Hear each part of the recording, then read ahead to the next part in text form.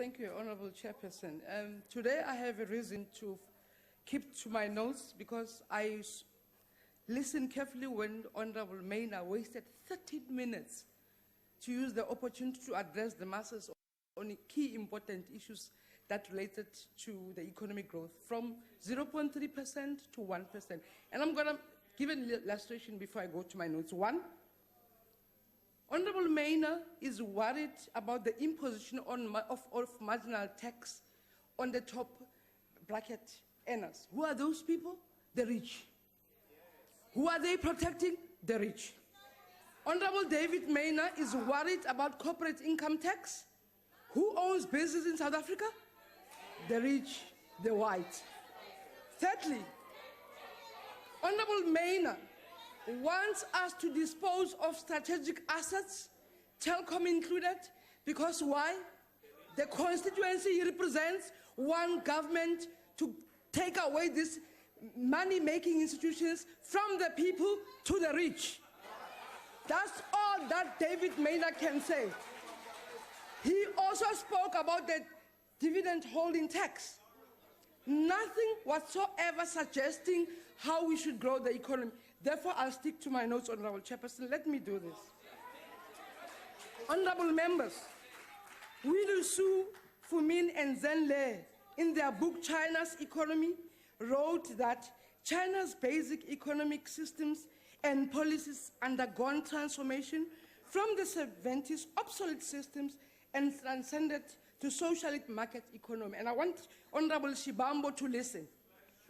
But further reiterates that it developed a unique set of essential characteristics.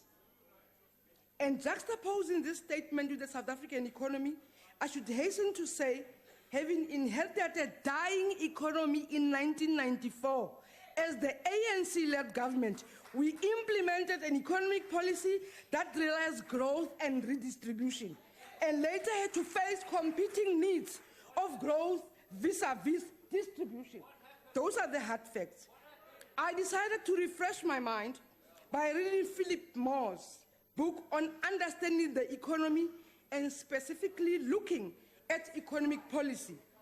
Philip Moore explains that even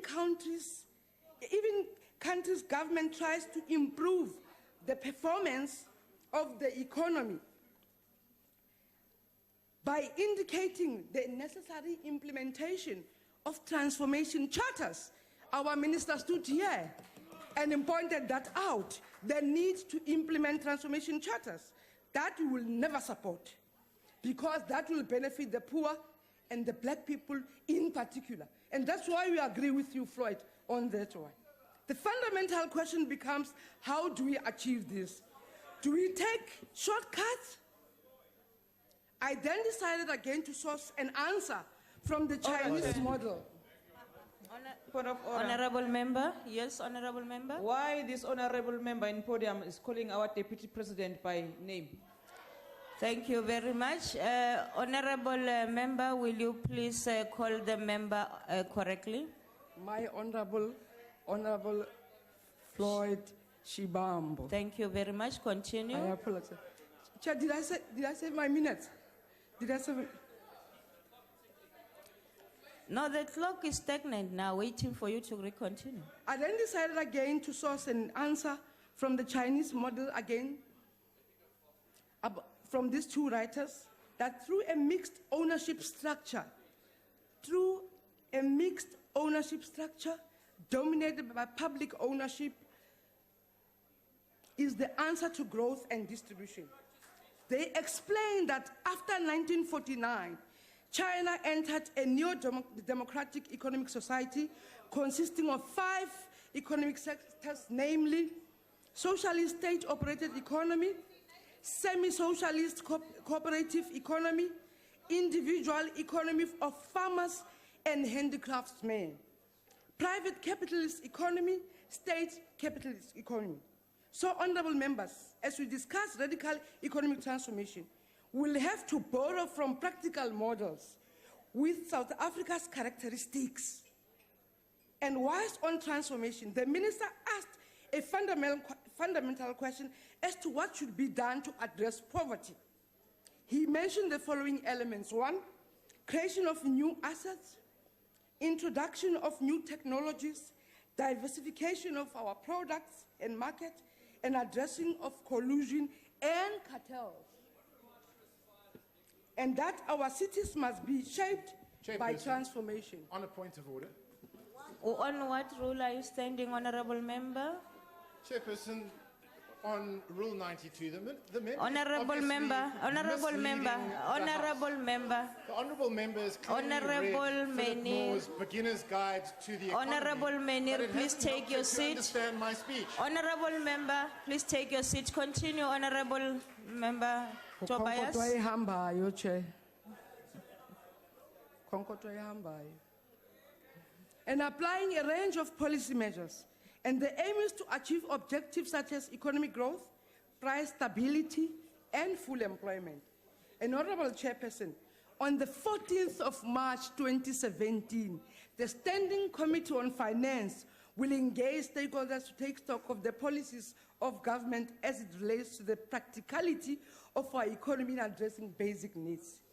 When we do so, we will take stock of the fact that our finance minister, in his budget speech, has indicated that economic growth is slow in the current fiscal year, and in the same vein, will take stock that the President in the State of the Nation address indicated the need for economic emancipation.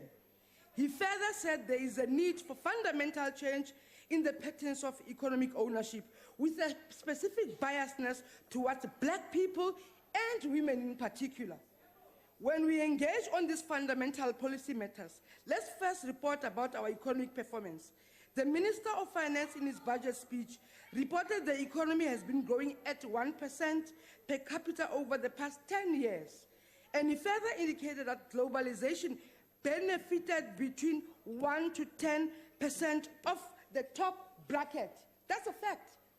Over the past 10 years, only the rich benefited, not the poor, which you don't represent in this regard. He further elaborated on the need to balance the structure of our ownership and control, and to strengthen the rule of law and avoid chauvinism and populism. I then again consulted the book by Marian Abib Peg on how to lead effectively and get results. Marian quoted Steve Jobs when he said, leadership is about having courage to make difficult decisions. And leadership is all about change and decision making. And as we discuss this fiscal framework, we may either choose to be realistic or populist in our approach, as we saw what David did here. We are going to be Honorable practical. Member, please refer to members in a respectful manner. Can you do that? I apologize, Honorable Chair. I apologize. Continue. Chair, because I'm losing time, let me also borrow from Karl Popper on the arguments of philosophers.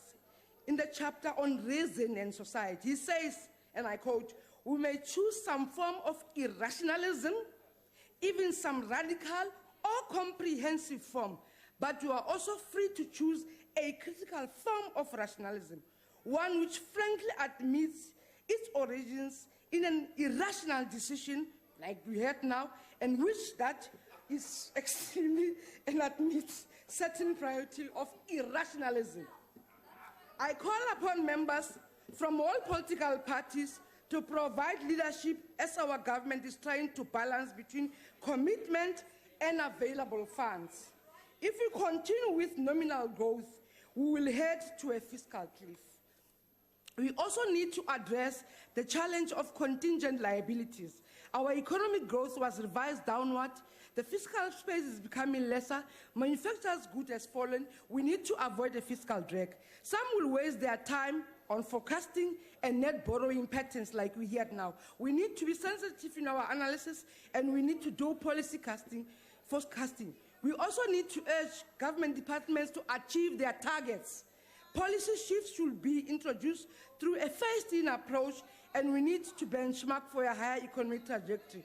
Honorable members, as I conclude, let me remind you of the following as the minister said, we need to reform social structures, perpetuating poverty. We need to boost investment, land distribution and transformation, and increase production and invest in sectors that create jobs. Again, let me remind you that leadership is the courage to take stock of practical conditions on the ground.